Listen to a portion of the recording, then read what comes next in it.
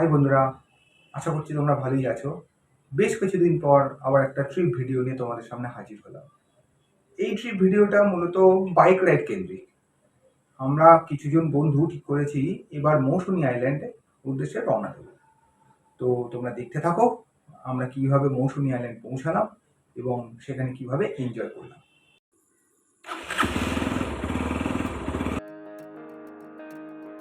ঘড়িতে তখন বাজে 4:15। আমি রওনা দিলাম আমার নতুন ট্রিপ মৌসুনী আইল্যান্ডের উদ্দেশ্যে। জনমানবহীন সকালের রাস্তা শুনশান থাকায় দ্রুত আমি গন্তব্যের দিকে এগোচ্ছিলাম। মা উড়ালপুল বাইকার্সদের জন্য সকাল 6টার আগে খোলে না, তাই উড়ালপুলের নিচ দিয়েই বেহালার দিকে এগোতে থাকলাম, যেখানে আমার বাকি সঙ্গীরা এই ট্রিপে যোগ দেবে। বেহালা ট্রাম ডিপো পৌঁছে একজন সঙ্গীকে সাথে নিয়ে বেহালা চৌরাস্তা পৌঁছে বাকিদের জন্য অপেক্ষা করতে থাকলাম। আর দেখলাম কিছুক্ষণ পর বাকিরাও যোগদান করলো। এখান থেকে একসাথে যাত্রা শুরু করলাম। দূরত্ব মাত্র 110 কিলোমিটার। আমার একদম বাঁ দিকে অজয়, মাঝখানে টুবাই আর একদম ডান দিকে সমীরণ। জুকা পার করে পৈলান পড়তেই কিছু পরে রাস্তার বাঁ দিকে পড়ল সবথেকে জনপ্রিয় মন্দির শ্রী স্বামী নারায়ণ মন্দির। রাস্তা ফাঁকা থাকায় আমরা হু করে এগোতে থাকলাম। এখানে জানিয়ে রাখি, আমি যখন ওভারটেক করছি তখন কাটা কাটা দাগ মানে ওভারটেক করা অ্যালাউড, কিন্তু তারপরই স্ট্রেট দাগ মানে ওভারটেক করা বারণ। রাইড করার সময় অবশ্যই এগুলো কিন্তু মাথায় রাখতেই হবে।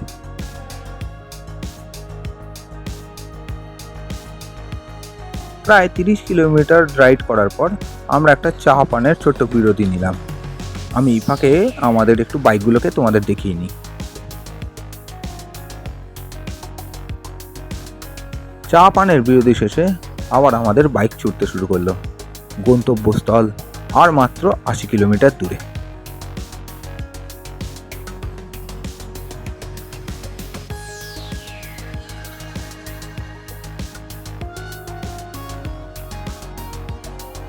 সকাল থেকেই কারোর কিছু সেভাবে খাওয়া হয়নি, খালি পেটে ছুঁচোয় রন দিচ্ছে, তাই কাকদ্বীপ পেরিয়েই পেটাই পরোটার দোকানে সবাই জুড়ে বসলাম।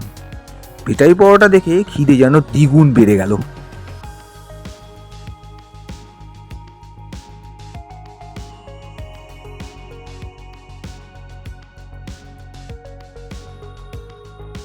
খেতে খেতে ভিতর দিকে চোখ যেতেই দেখলাম রসগোল্লা তৈরি হচ্ছে, তবে সবাই এখন খেতেই ব্যস্ত।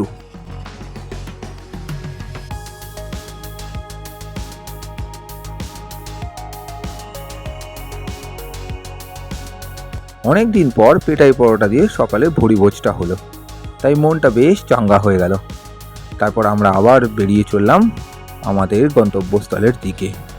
আর মাত্র 24 কিলোমিটার। সুন্দর রাস্তা অতিক্রম করার মাঝেই পড়লো নামখানা উড়ালপুল। আগে ভেসেলে করে জলপথে এই রাস্তার যোগাযোগ ছিল, তবে বর্তমানে উড়ালপুলটি হয়ে যাওয়ায় যোগাযোগ অনেক সহজ হয়েছে। উড়ালপুল পার করে কিছুটা এগোতেই 7 মাইলের আগে ডান দিকের গ্রামের রাস্তা ধরে আমরা পৌঁছালাম পাতিপুনিয়া ফেরিঘাট আর নদীর অপর প্রান্তেই মৌসুনী আইল্যান্ড।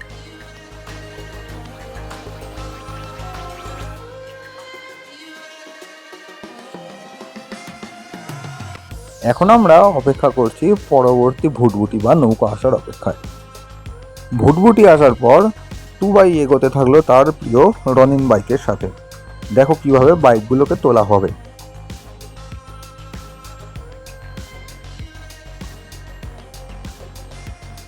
এবার সমীরণ এগোচ্ছে তার প্রিয় হিমালয়ানের সাথে। কি ভারী বাইকগুলো, কিন্তু এরা কি অবলীলায় এগুলোকে তুলে দিচ্ছে। আমিও আমার এক্সপালসকে নিয়ে জেটিঘাটের দিকে এগোতে থাকলাম। ওদিকে অজয় তখন তার হর্নেটকে নিয়ে নৌকায় উঠতে ব্যস্ত। বাইক প্রিয় মানুষের কাছে এটা একটা রিস্ক, তার কারণ নিজে বেঁচে গেলেও বাইক যদি ডুবে যায়। কিছুক্ষণ পর আমাদের ভুটভুটি ছেড়ে দিল। জোয়ার ভরা নদী, এই পারে পাতিবুনিয়া ঘাট আর ওই পারে মৌসুনী আইল্যান্ড। ওহ অপূর্ব দৃশ্য। এপারে দেখলাম একটা ট্রেলারও দাঁড়িয়ে আছে। অবশেষে আমরা পৌঁছে গেলাম উল্টো পাড়ে। এবার আমার বাইকটা নামানোর পালা। ওখানকার দাদারাই নামিয়ে দিলেন বাইকটা। একটু পর সমীরণ দেখলাম দেবের স্টাইলে জেটি ঘাট থেকে নিজের বাইকটা নিয়ে উঠে এলো।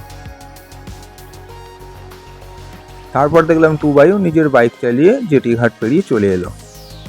অবশেষে পৌঁছে গেলাম আমরা মৌসুনী আইল্যান্ড। এখন গ্রামের মধ্যে দিয়ে আমরা চলেছি ডলফিন ক্যাম্পের দিকে।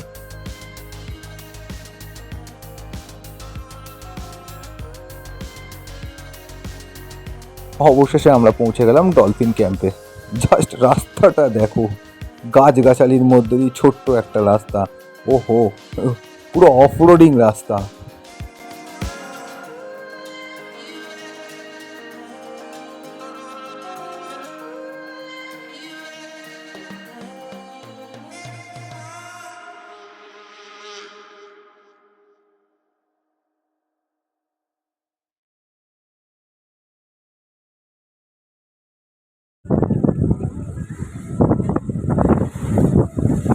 জোয়ার থাকায় সমুদ্র তার নিজ উন্মাদনায় মত্ত।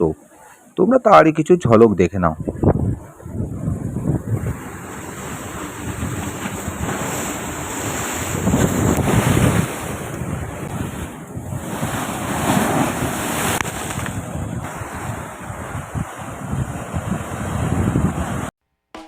ডলফিন ক্যাম্পে পৌঁছানোর পরপরই আমাদের ওয়েলকাম ড্রিঙ্ক হিসেবে ডাবের জল দেওয়া হলো। ওহো, রিফ্রেশমেন্ট। একটু এসআরকে পোজ হয়ে যাক। এখানের ঘরগুলো এক একটা মাছের নামে নামাঙ্কিত। যেমন দেখো, পার্শে, এরপর আছে ভোলা, তারপরে আসছে দেখো আমোদি, এদিকে চিংড়ি, ওদিকে ইলিশ ওপরের ঘরে, তার পাশেই আছে দেখো ভেটকি, ওদিকে পাবদা, তারপরে আসছে পমফ্রেট। এছাড়াও এদিকে আছে গুড়জালি, আবার ওদিকে চিতল। এগুলো মাঠ হাট, তবে রেমাল ঝড়ের জন্য এগুলো পুরো নষ্ট হয়ে গেছে, তাই আপাতত বন্ধ আছে। তবে আমরা কিন্তু এই টেন্টগুলোর মধ্যেই ছিলাম।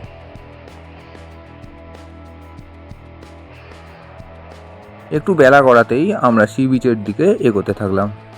এখন কিন্তু জোয়ারটা আর নেই, ভাটা পড়ে গেছে, তাই সিঁড়ি বেয়ে আমরা সি বিচে নেমে পড়লাম।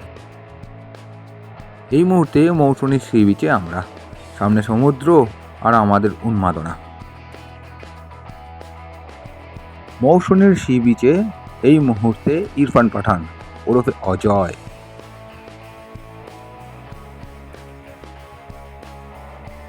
সমুদ্র থেকে সেই গানটা বারবার মনে পড়ে যাচ্ছে, এই সাগর পাড়ে আইসা আমার মাতাল মাতাল লাগে।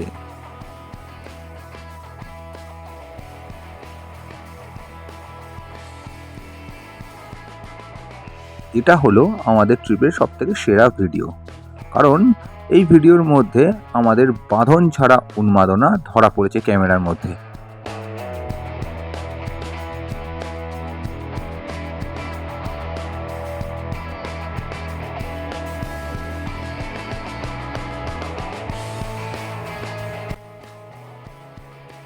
সমুদ্র তীরে একসাথে আনন্দ উপভোগ করার পর এবার পালা দুপুরের ভুঁড়ি ভোজের।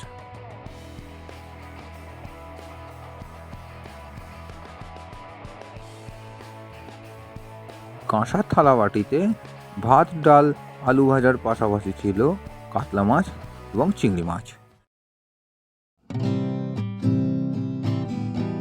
দুপুরের ভুঁড়ি ভোজটা একটু ভারী হওয়ায় আমরা সকলেই তাঁবুতে একটু জিরোতে চলে গিয়েছিলাম, কিন্তু বিকেল হওয়ার পর সমুদ্রের এই মনোরম পরিবেশ বা মনোরম দৃশ্য দেখার জন্য আমরা আবার বের হয়ে এলাম। এখনও ভাটা আছে, সমুদ্রে জোয়ার আসতে ঢের দেরি, তাই রোনাল্ডো মেসিদের মতো হয়ে ওঠার স্বপ্ন দেখা কুদেরা ভাটা পড়া তীরে ফুটবল খেলায় মজে।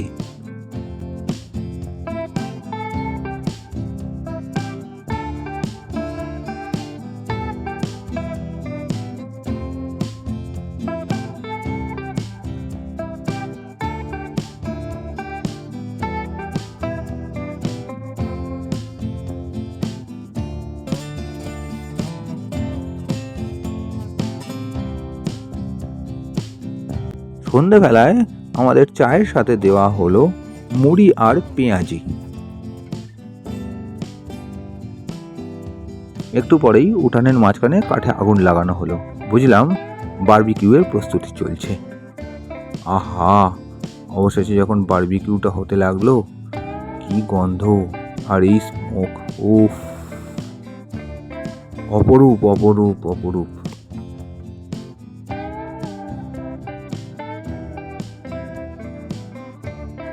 এরকম এক প্লেট ভালোবাসা যখন আমাদের সবার সামনে দিয়ে গেল ওরা, তখন আমাদের হাত আর মুখ দুটোই নিষ্পিষিয়ে উঠল। উফ, আর তর সইছে না।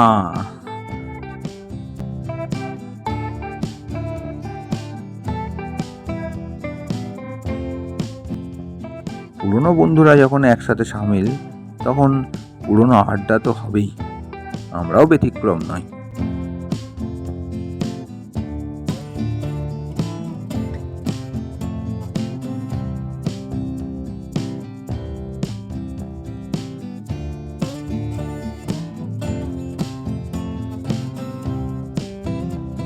রাতের খাবারেও দেখলাম এলাহি ব্যাপার ছিল।